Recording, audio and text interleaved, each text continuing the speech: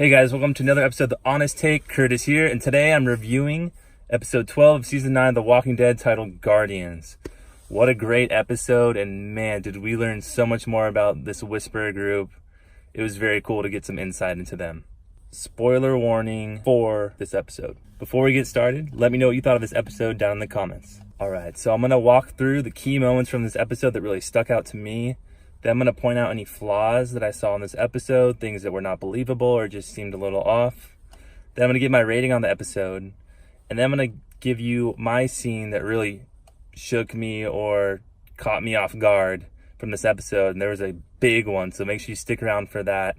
And I'd love to see if you had the same reaction to that scene as well. All right, let's get started. Key moments. There were several different arcs going on this episode. We had the one between Gabriel, Eugene, Siddiq, and Rosita.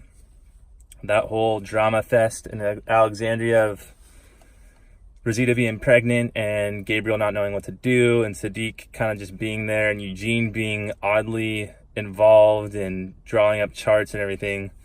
That was super interesting how Eugene just showed up and he had like charts of like how happy Gabe could be if he stayed with Rosita and all this stuff, and it was kind of weird but also kind of like funny. Anyway, I thought it was cool that Eugene, in like a very interesting way, kind of just told Gabe, like, don't miss out on Rosita, she's awesome. It was cool to see Gabe man up and still pursue Rosita, even though it was Siddiq's baby at the end.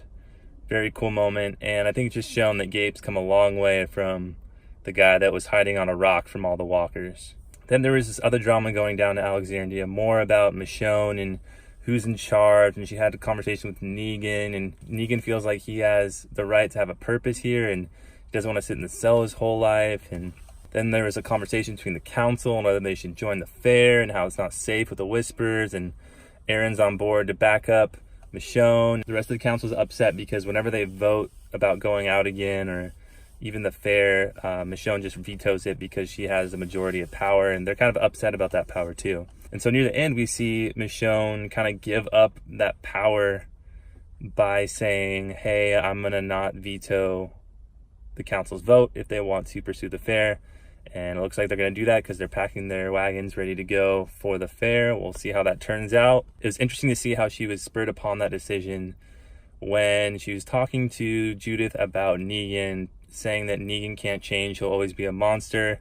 And then Judith like dropped the mic and was like, well, you changed.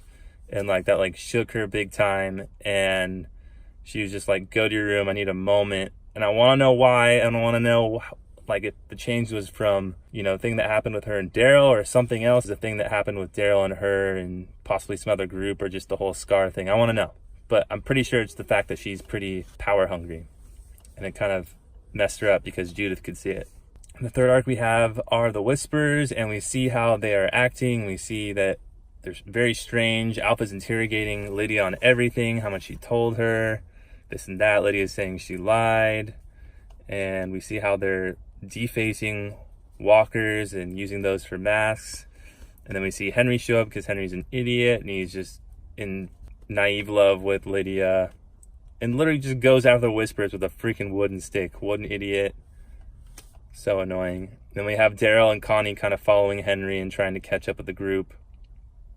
And within this whole arc, we see where the Whispers live, how they act. They're very, strange. They do act like walkers, but then at their camp, they act less like walkers.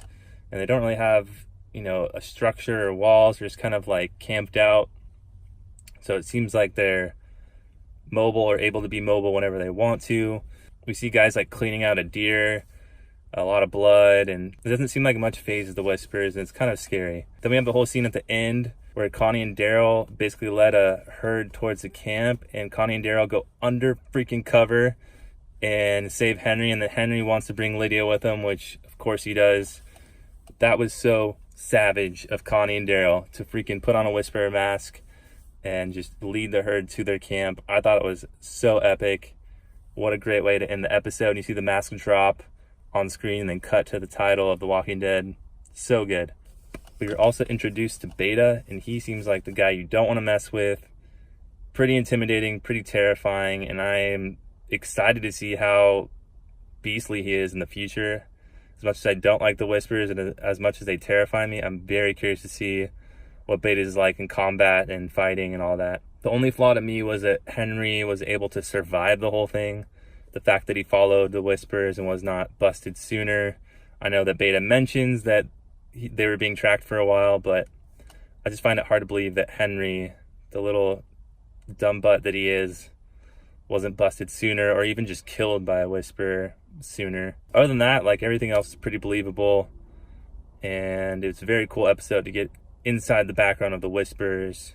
And my rating for this episode, I'm going to give it an 8.5 out of 10. Not as action-packed as last week, but still amazing, and a lot of context and information definitely delivered to us in this episode from Alexandria and from the Whisper camp. The scene that shook me, the scene that really caught me by surprise and totally shook me, was the scene with Alpha and the Whisper that tried to challenge her.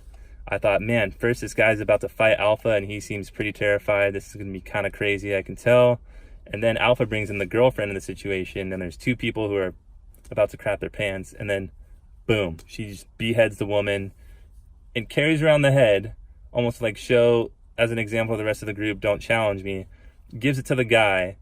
And meanwhile, Henry's just like trying not to freak out and lose his mind because he just saw somebody beheaded right in front of him. That was a crazy scene, and I was like screaming the whole time almost, because it was freaking gnarly and just out of nowhere, a total surprise. So crazy. This Whisper group is nuts. They're bonkers. So once again, guys, let me know what you thought of this episode down in the comments. I'd love to hear what your take was on this episode. Also, smash that like button if you thought the scene at the end where Connie and Daryl went undercover as Whispers was freaking savage, because I thought it was totally cool. Make sure to subscribe for more of the Walking Dead content and video reviews coming your way. Thanks for watching, guys, and we'll see you next time.